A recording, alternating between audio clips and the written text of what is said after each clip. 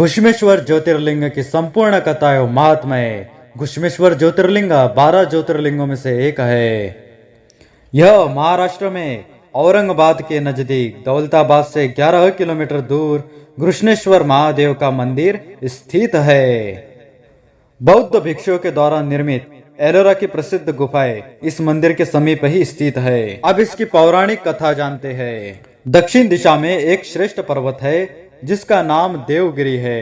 वह देखने में अद्भुत तथा नित्य परम शोभा से संपन्न है। उसी के निकट कोई भरद्वाज कुल में उत्पन्न सुधर्मा नामक ब्रह्मवेत्ता ब्राह्मण रहते थे। उनके प्रिय पत्नी का नाम सुदेहा था। वह सदा शिव धर्म के पालन में तत्पर रहती थी, घर के कामकाज में कुशल थी और सदा पति की सेवा में लगी रहती थी। द्विज श्रेष्ठ सुधर्मा भी देवताओं और अतिथियों के पूजक थे। वे वेद वर्णित मार्ग पर चलते और नित्य अग्निहोत्र किया करते थे। तीनों काल की संध्या करने से उनकी कांति सूर्य के समान उद्दीप्त थी। वे वेद शास्त्र के मर्मज्ञ थे और शिष्यों को पढ़ाया करते थे। धनवान होने के साथ ही बड़े दाता थे। सौजन्य आदि सद्गुणों के भाजन थे। शिव संबंधी पूजन आदि कार्य में ही सदा लगे रहते थे। वे स्वयं तो शिव भक्त थे ही, शिव भक्तों से बड़ा प्रेम रखते थे। शिव भक्तों को भी वे बहुत प्रिय थे। यह सब कुछ होने पर भी उनके पुत्र नहीं था। इससे ब्राह्मण को तो दुख नहीं होता था, परंतु उनकी पत्नी बहुत दुखी रहती थी। पड़ोसी और दूसरे लोग भी उसे ताना मारा करते थे। वह पति से बार बार पुत्र के लिए प्रार्थना करती थी। पति उसको ज्ञानोपदेश देकर समझाते थे, परंतु उसका मन नहीं मानता था। अंततोगत्वा ब्राह्मण ने कुछ उपाय भी किया, परंतु वह सफल नहीं हुआ। तब ब्राह्मणी ने अत्यंत दुखी हो बहुत हट करके अपनी बहन घुस्मा से पति का दूसरा विवाह करा दिया। विवाह से पहले सुधर्मा ने उसको समझाया कि इस समय तो तुम बहन से प्यार कर रही हो, परंतु जब इसका पुत्र हो जाएगा तब इससे स्पर्धा करने लग जाओगी। उसने वचन दिया कि मैं बहन से कभी डाह नहीं करूंगी। विवाह हो जाने पर घुस्मा दासी के भांति बड़ी बहन की सेवा करने लगी। सुदेहा भी उसे बहुत प्यार करती रही। घुस्मा अपनी शिव भक्ता बहन की आज्ञा से नित्य 101 पार्थिव शिवलिंग बनाकर विधि पूर्वक पूजा करने लगी। पूजा करके वह निकटवर्ती तालाब में उनका विसर्जन कर देती थी। शंकर जी की कृपा से उसके एक सुंदर और सौभाग्यवान और सद्गुण संपन्न पुत्र हुआ। घुस्मा का कुछ मान बढ़ा। इससे सुदेहा के मन में डाह पैदा हो गई। समय पर उस पुत्र का विवाह हुआ। पुत्र वधू घर में आ गई।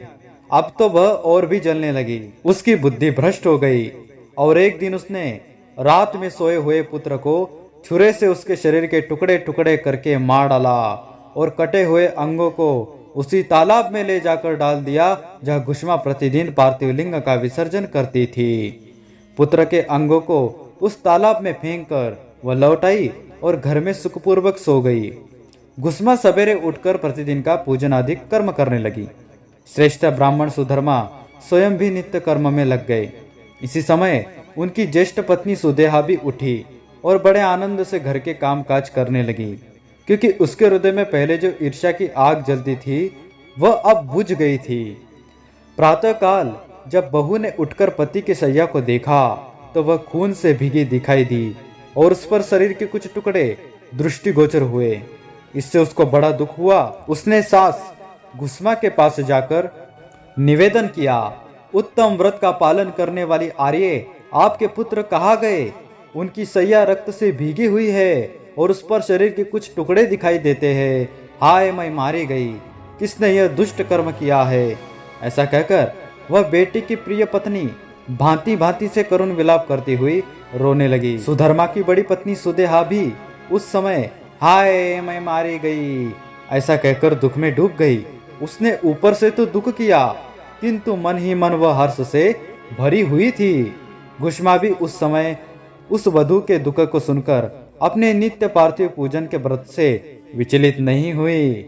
उसका मन बेटे को देखने के लिए तनिक भी उत्सुक नहीं हुआ। उसके पति की भी ऐसी ही अवस्था थी। जब तक नित्य नियम पूरा नहीं हुआ तब तक उन्हें दूसरी किसी बात की चिंता नहीं हुई। दोपहर का पूजन समाप्त होने पर घुस्मा ने अपने पुत्र की भयंकर शैया पर दृष्टिपात किया, तथापि उसके मन में किंचित मात्र भी दुख नहीं माना। वह सोचने लगी, जिन्होंने यह बेटा दिया था वे ही इसकी रक्षा करेंगे। वे भक्त प्रिय कहलाते हैं, काल के भी काल है और सत्पुरुषों के आश्रय है। एकमात्र वे प्रभु सर्वेश्वर शंभु ही हमारे रक्षक है। वे माला गूंथने वाले पुरुष के भांति जिनको जोड़ते हैं उनको अलग भी करते हैं। अतः मेरे चिंता करने से क्या होगा। इस तत्व का विचार करके उसने शिव के भरोसे धैर्य धारण किया और उस समय दुख का अनुभव नहीं किया। वह पूर्ववत पार्थिव शिवलिंगों को लेकर स्वस्थ चित्त से शिव के नामों का उच्चारण करती हुई उस तालाब के किनारे गई। उन पार्थिव लिंगों को तालाब में डालकर जब वह लौटने लगी तो उसे अपना पुत्र उसी तालाब के किनारे खड़ा दिखाई दिया। उस समय वह अपने पुत्र को जीवित देखकर उसकी माता घुष्मा को न तो हर्ष हुआ और न विषाद। वह पूर्ववत ही स्वस्थ बनी रही। इसी समय उस पर संतुष्ट हुए ज्योति स्वरूप महेश्वर शिव शीघ्र ही उसके सामने प्रकट हो गए।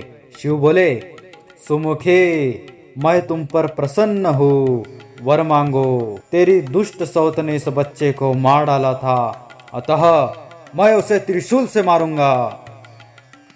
तब घुष्मा ने शिव को प्रणाम करके उस समय यह वर मांगा, नाथ, ये सुदेहा मेरी बड़ी बहन है, अतः आपको इसकी रक्षा करनी चाहिए। शिव बोले, उसने तो बड़ा भारी उपकार किया है, तुम उस पर उपकार क्यों करती हो।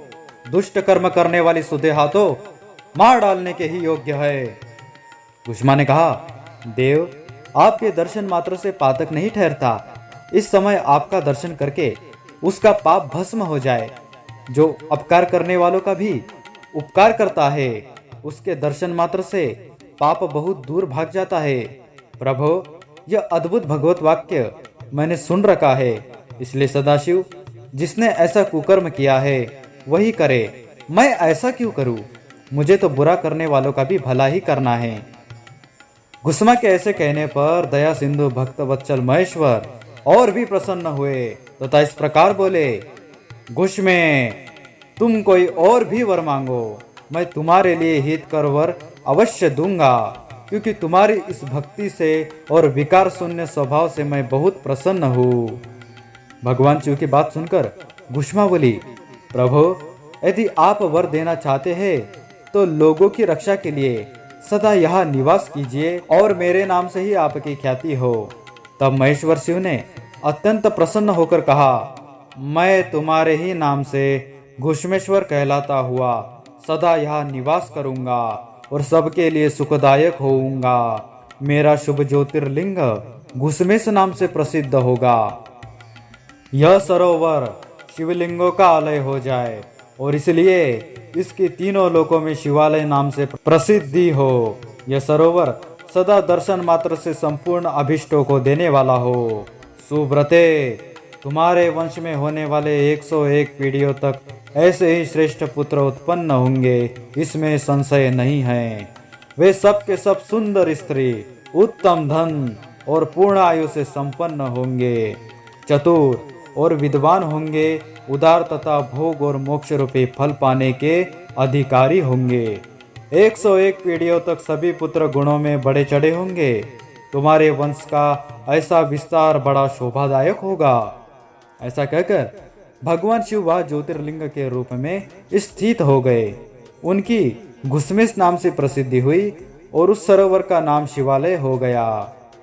सुधर्मा, घुष्मा और सुदेहा तीनों ने आकर तत्काल ही उस शिवलिंग की 101 दक्षिणावर्त परिक्रमा की पूजा करके परस्पर मिलकर मन का मैल दूर करके वे सब वहाँ बड़े सुख का अनुभव करने लगे। पुत्र को जीवित देख सुदेहा बहुत लज्जित हुई और पति तथा घुष्मा से क्षमा प्रार्थना करके उसने अपने पाप के निवारण के लिए प्रायश्चित्त किया। इस प्रकार वह घुष्मेश्वर लिंग प्रकट हुआ। उसका दर्शन और पूजन करने से सदा सुख की वृद्धि होती है। इस तरह आपको घुष्मेश्वर ज्योतिर्लिंग की पौराणिक कथा संपूर्ण सुना दी। हमने यह कथा शिव पुराण के कोटि रुद्र संहिता में से ली है। वीडियो पसंद आए तो वीडियो को लाइक कीजिए, शिव भक्तों से शेयर कीजिए। हर हर महादेव, ओम नमः शिवाय। सनातन धर्म के है ये कथा, सुनाते हैं हम भगवान की महिमा गाथा।